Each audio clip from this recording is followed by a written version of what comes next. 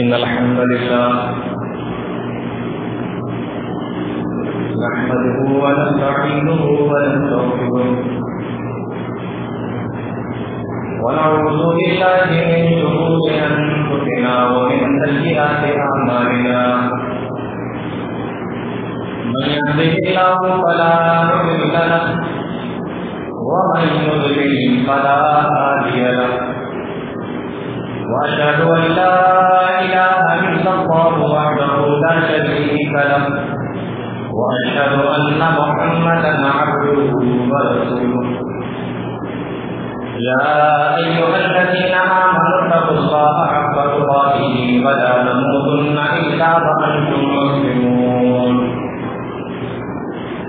يا أيها الناس اتقوا ربكم الذي خلقكم من نفس واحدة وخلق منها زوجها وبث منهما رجالا كثيرا ونساء واتقوا الله الذي تساءلون به والأرحام إن الله كان عليكم رقيبا يا أيها الذين آمنوا اتقوا الله وقولوا قولا سديدا يصلح لكم أعمالكم ويغفر لكم ذنوبكم ومن يطع الله ورسوله فقد فاز فوزا عظيما أما بعد فإن خير الحديث كتاب الله وخير الهدي هدي محمد صلى الله عليه وسلم وشر الأمور محدثاتها وكل محدثة بدعة وكل بدعة ضلالة الضلالة في النار أعوذ بالله السميع العليم من الشيطان الرجيم بسم الله الرحمن الرحيم والفجر وليال عشر والشفع والوتر معزز سامعین،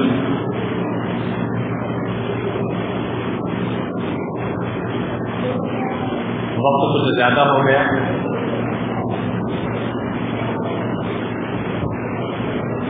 آپ لوگوں کو معلوم ہے، آپ سب یہیں کے رہنے والے ہیں۔ میں ٹریفک میں پھنس گیا تھا، اس وجہ سے تھوڑا سا لیٹ پہنچا، تو میں آپ لوگوں سے گزارش کروں گا کہ اگر جو آپ کا وقت ہے اس کے ختم ہو گیا اس سے اگر 5 منٹ یا 2-4 منٹ اوپر ہو جائے تو آپ لوگ جو ہے انشاءاللہ اس کو برداشت کر لیں گے۔ سیدھے اپنی بات پر آتے ہیں۔ قرآن کریم کے اندر اللہ رب العالمین نے فرمایا والفجر، قسم ہے فجر کی۔ فجر کیا ہے یہ بتانے کی ضرورت نہیں، آگے فرمایا وَلَيَالٍ عَشْرٍ، اور قسم ہے 10 راتوں کی، وَالشَّفْعِ وَالْوَتْرِ، اور قسم ہے شفع کی اور وتر کی۔ ذوالحجہ کا مہینہ شروع ہونے والا ہے اور اس کے جو ابتدائی 10 دن ہیں یہ بہت ہی زیادہ اہم، 1 تاریخ سے لے کے 10 تاریخ تک۔ اکثر مفسرین نے لکھا ہے وَلَيَالٍ عَشْرٍ، جو اللہ نے فرمایا کہ قسم ہے مجھے 10 راتوں کی، ان 10 راتوں سے مراد ذوالحجہ کے مہینے کے یہی 10 دن ہیں جو 1 سے لے کے 10 تک ہوتے ہیں۔ آپ اس سے اندازہ کر سکتے ہیں کہ اس مہینے کی یا اس مہینے کے شروع کے 10 دنوں کی اللہ رب العالمین کی نظر میں کیا ویلیو ہے اور کیا اہمیت ہے کہ جن کی قسم کھا کر اللہ رب العالمین فرما رہا ہے کہ مجھے قسم ہے 10 راتوں کی۔ اس لیے آپ دیکھیں گے حدیثوں کے اندر اللہ کے نبی جناب محمد رسول اللہ صلی اللہ علیہ وسلم نے ارشاد فرمایا افضل ایام الدنیا ایام العشر، دنیا کے تمام دنوں میں سب سے بہترین دن اللہ رب العالمین کی نظر میں ایام العشر یعنی ذی الحجہ کے مہینے کے شروع کے 10 دن، یہ نبی کریم صلی اللہ علیہ وسلم کا فرمان ہے۔ راتیں رمضان کی بہتر ہے جس میں لیلۃ القدر پڑتی ہے، لیکن دن کون سے بہتر ہے؟ فرمایا ذی الحجہ کے 10 دن۔ ایک اور حدیث کے اندر اللہ کے نبی صلی اللہ علیہ وسلم نے فرمایا العمل الصالح فيها احب الى الله ایام العشر العمل الصالح فيها احب الى الله من هذه الايام ما من ایام العمل الصالح فيها احب الى الله۔ اللہ کے نبی صلی اللہ علیہ وسلم فرماتے ہیں کہ اللہ رب العالمین کو کسی بھی دن کیا ہوا نیک کام، اچھا کام اللہ رب العالمین کو اتنا پسند نہیں آتا جتنا کہ ان 10 دنوں کے اندر کوئی نیک کام کیا ہوا اللہ رب العالمین کو بہت پسند آتا ہے۔ ان 2 حدیثوں کے ذریعے سے آپ اندازہ کر سکتے ہیں کہ ان 10 دنوں کی کیا اہمیت ہے جو ابھی کچھ ہی دن میں 2-3 دن کے اندر جو ہے شروع ہونے والے ہیں۔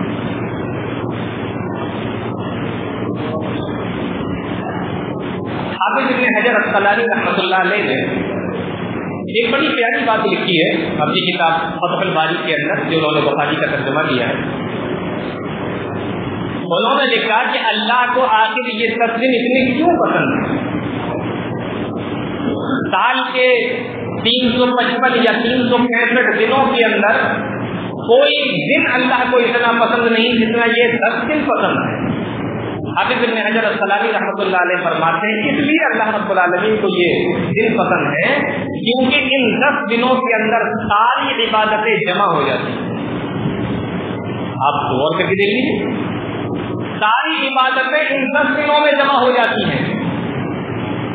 نماز، روزہ، حج، عمرہ، قربانی، دعا، ذکر و اذکار، یہ تمام چیزیں، یہ تمام عبادتیں سب ان 10 دنوں کے اندر جمع ہو جاتی ہیں۔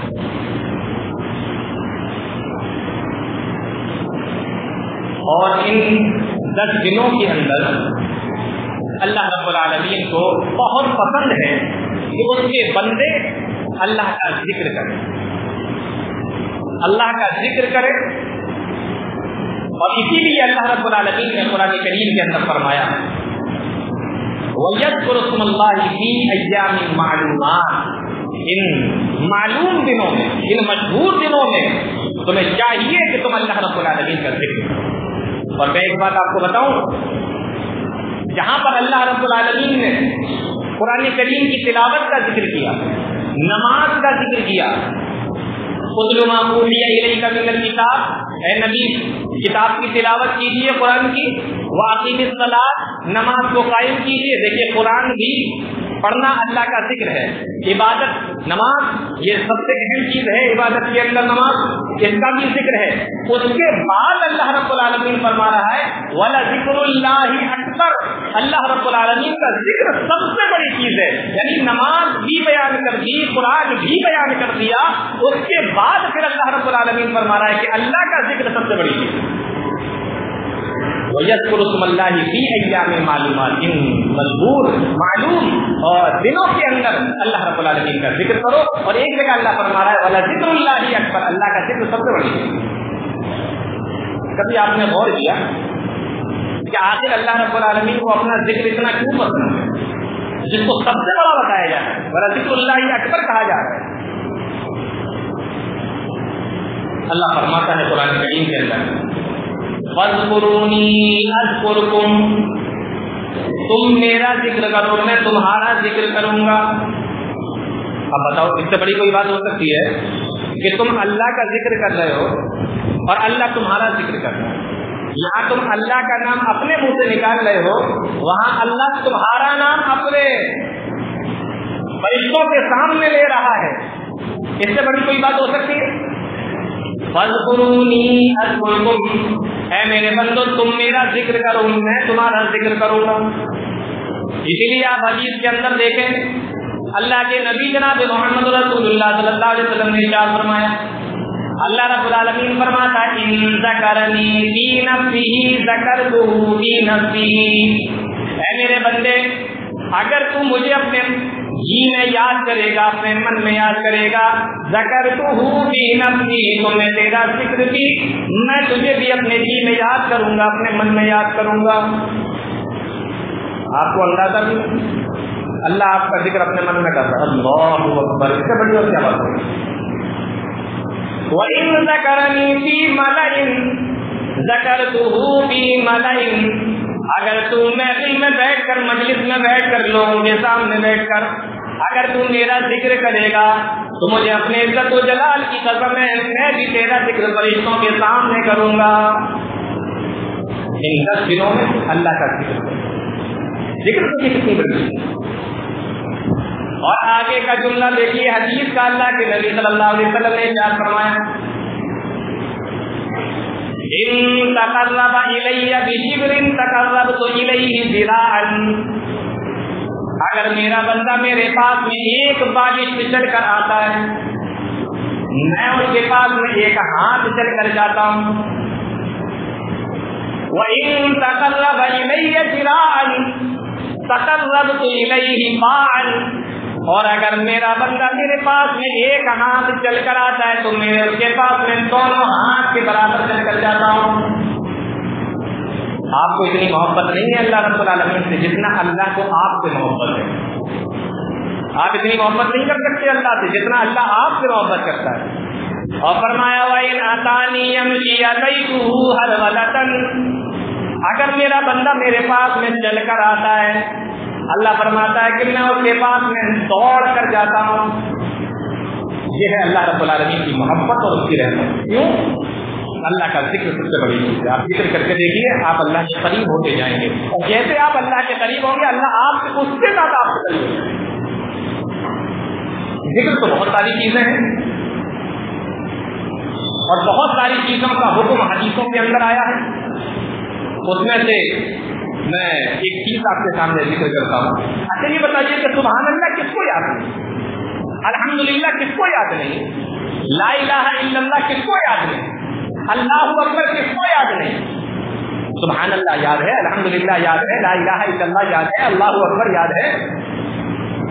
اور اگر آپ نے ان چاروں کو ملا کے پڑھ لیا، سبحان اللہ والحمدللہ ولا الہ الا اللہ واللہ اکبر، مسلم شریف کی روایت ہے اللہ کے نبی صلی اللہ علیہ وسلم نے فرمایا مما طلعت علیہ الشمس، دنیا کی ہر وہ چیز جس کے اوپر سورج نکلے، یعنی دنیا کی تمام چیزوں سے بہتر اللہ رب العالمین کی نظر میں یہ 4 کلمے ہیں جن کو آپ نے اپنے منہ سے نکالا، جن کو آپ نے پڑھا۔ اور مسند احمد کی روایت کے اندر اسی حدیث کے اندر اتنی زیادتی اور ہے، کتبت لہ 20 حسنۃ وحطت عنہ 20 سیئۃ، اور اللہ رب العالمین یہ 4 کلمے پڑھنے کی وجہ سے، سبحان اللہ، الحمدللہ، لا الہ الا اللہ، اللہ اکبر کہنے کی وجہ سے اللہ رب العالمین 20 نیکیاں کی بڑھا دیتا ہے اور 20 گناہوں کو اس کے معاف کر دیتا ہے۔ تو ان 10 دنوں کے اندر اللہ کا ذکر، صحابہ کرام کے بارے میں آتا ہے چاند دیکھنے کے بعد سے تکبیریں پڑھنا شروع کر دیتے تھے، اللہ اکبر لا الہ الا اللہ واللہ اکبر وللہ، تو یہ بھی پڑھ سکتے ہیں۔ اس کے علاوہ اور آپ سے جس طریقے سے ذکر کرنا چاہیں تو سنتوں کے، جو سنت کے اندر آیا، حدیث کے اندر آیا۔ تو ان 10 دنوں کی فضیلت ذکر اس کے اندر آ گیا۔ نماز کے بارے میں مجھے بات نہیں کرنا کیونکہ نماز تو آپ جانتے ہیں۔ اچھا دیکھیے، روزہ بھی ان 10 دنوں کے اندر آ گیا۔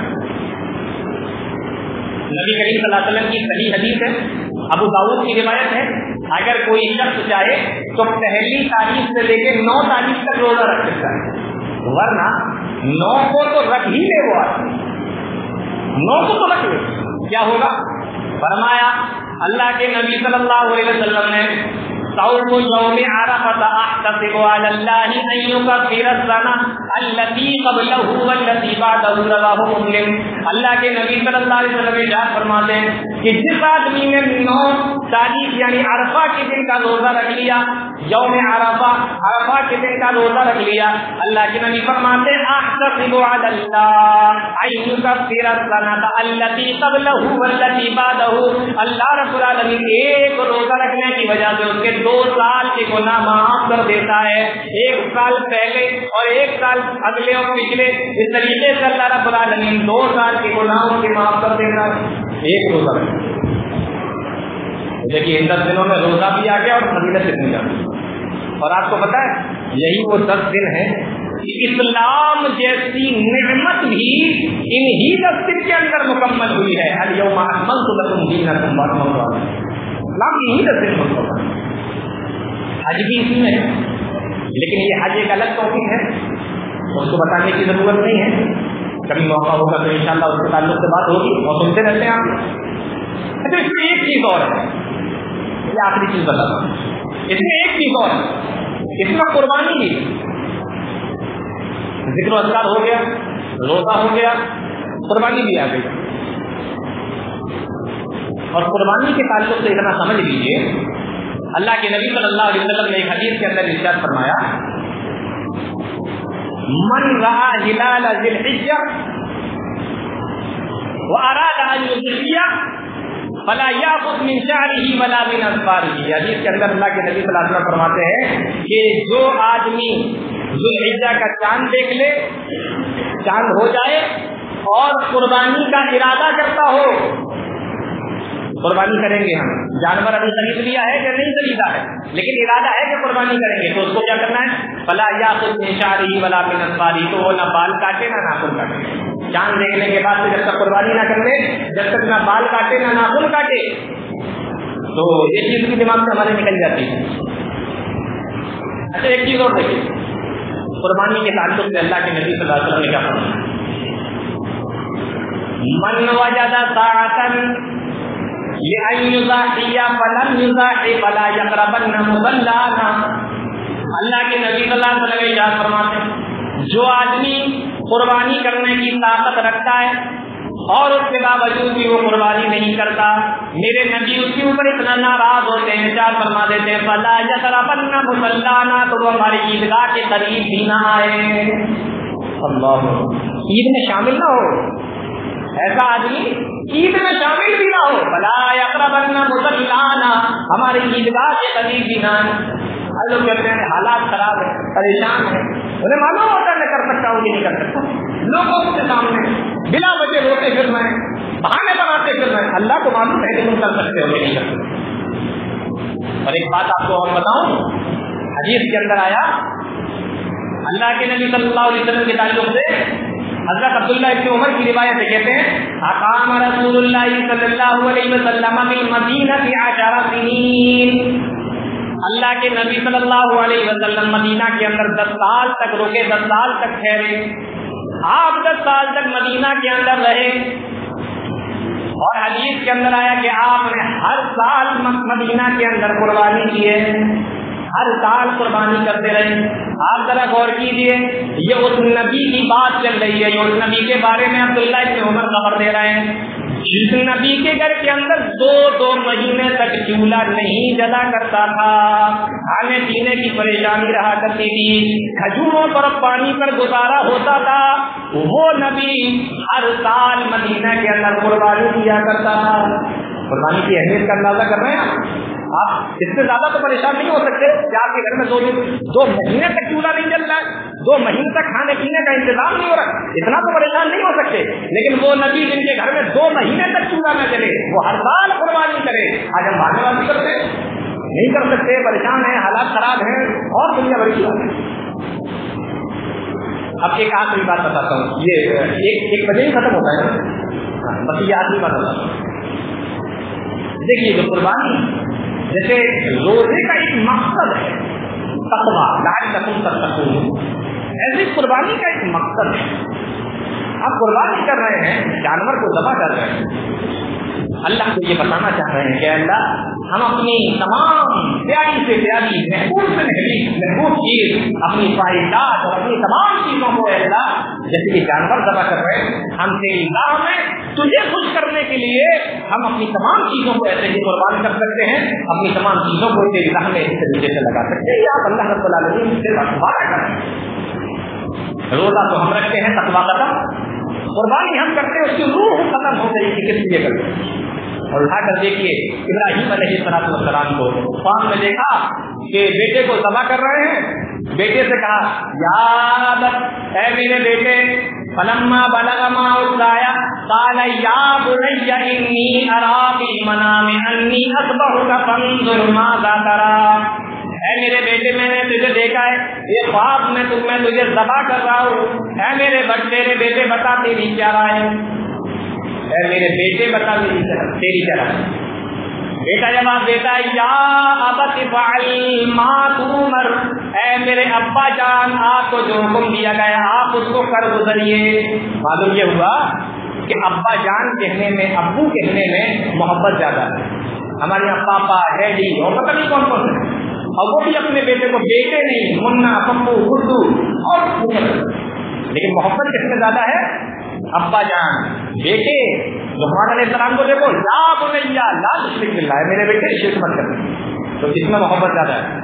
یا ابت فعل ما تؤمر ستجدنی انشاء اللہ من الصابرین. اے ابا جان آپ کو جو حکم دیا گیا ہے آپ اس کو کر گزریے, مجھے صبر کرنے والوں میں سے پائیں گے. فلما اسلما وتلہ للجبین ونادیناہ یا ابراہیم. قرآن بیان کرتا ہے جب ابراہیم علیہ السلام نے اپنے بیٹے کو پچاڑ دیا, چھری دے کے گردن میں چلانے بھی لگے, آواز آئی ونادیناہ یا ابراہیم, اے ابراہیم تو نے اپنا خواب سچا کر دکھایا, قد صدقت الرؤیا, تو نے اپنا خواب سچا کر دکھایا. دیکھیے اللہ نے یہ نہیں کہا تھا, ابراہیم علیہ السلام یہ نہیں کہہ رہے کہ میں نے تجھے ذبح کر دیا ہے, کہا میں تجھے ذبح کر رہا ہوں, تو ذبح تو کر رہے ہیں. یہ نہیں کہا کہ میں نے خواب میں دیکھا ہے کہ میں نے تجھے ذبح کر دیا ہے, یہ کہا کہ میں تجھے ذبح کر رہا ہوں, تو ذبح تو کر رہے تھے. آواز آ گئی, قد صدقت الرؤیا, اے ابراہیم تو نے اپنا خواب سچا کر دکھایا. انا کذالک نجزی المحسنین, ہم نیکوکاروں کو ایسے ہی بدلہ دیتے ہیں, اور اس کی سنت کو آج تک اللہ رب العالمین نے زندہ رکھا ہوا. یہ واقعہ آپ نے بہت بار سنا ہوگا. یہاں پوائنٹ آپ کو بتاؤں, ایک نقطہ آپ کو بتاؤں, وہ نقطہ آپ یہاں سے لے کر جائیں, اور خاص طور سے نوجوان جو یہاں پر بیٹھے ہمارے وہ اس کو غور سے سنیں. دیکھیے ابراہیم علیہ السلام اپنے باپ کو تبلیغ کر رہے ہیں. باپ کیا کہہ رہا ہے, لعلک لک, باپ کہہ رہا ہے اے میرے بیٹے یہاں سے چلا جا, لئن لم تنتہی لارجمنک وہجرنی ملیا, اگر تو نہیں جائے گا تو میں تجھے پتھر مار مار کر ختم کر دوں گا. بھاگ جائے, نکل جائے یہاں سے, چلا جا. اپنے والد کی بات کو سن کر چلے آئے, لڑے نہیں. کیوں نکل جاؤں, میں تمہارا بیٹا نہیں ہوں, مجھے حصہ چاہیے, پورا حصہ لے کے نکلوں گا, ایسے نہیں نکل سکتا. لڑے نہیں. باپ کہہ رہا ہے چلا جا. ابراہیم علیہ السلام نے گھر چھوڑ دیا. نقطہ سنیے, ابراہیم علیہ السلام اپنے ماں باپ کے فرما بردار تھے.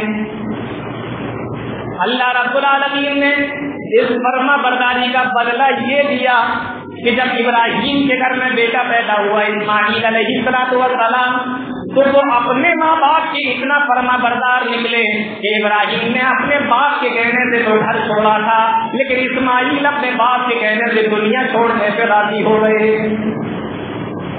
ذبح کرنا چاہتا ہوں, آپ بیان کر دیجیے, میں تجھے ذبح کرنا چاہتا ہوں. یا ابت فعل ما تؤمر, ہے بجان جو حکم ملا ہے کر گزریے. دیکھیے باپ کے فرما بردار تھے ابراہیم علیہ السلام, تو اللہ نے بدلہ یہ دیا کہ جب ان کی اولاد ہوئی وہ ان سے زیادہ فرمان. ابراہیم نے تو صرف گھر چھوڑا, یہ بیٹا اپنے ماں باپ کا اتنا فرما بردار ہے کہ دنیا بھی چھوڑ کر چلا جائے. کو سمجھ میں آیا, نقطہ کو سمجھ میں آیا جی. اپنے ماں باپ کے فرما بردار بنیے تو اللہ رب العالمین جب اولاد دے گی, اولاد آئے گی آپ کے پاس, اولاد اللہ رب العالمین دے گا تو وہ آپ کی فرما بردار ہے. اس مہینے میں ان 10 دنوں کے اندر قربانی کی بہت ساری باتیں بتانے کی تھی، لیکن چونکہ آپ کو معلوم ہے مضمون یہ ہے کہ وقت ختم ہو چکا ہے اور میں بھی تھوڑا آنے میں لیٹ ہو گیا تھا، انہیں چند باتوں کے ساتھ میں بات کو اپنی ختم کرتا ہوں۔ اللہ رب العالمین ہم تمام لوگوں کو نیک عمل کرنے کی توفیق عطا فرمائے، قرآن حدیث کو سمجھنے کی اور اس پر عمل کرنے کی توفیق عطا فرمائے، آمین تقبل یا رب العالمین۔ اقول قولی ھذا استغفر اللہ لي ولکم ولسائر المسلمین فاستغفروہ انہ هو الغفور الرحیم۔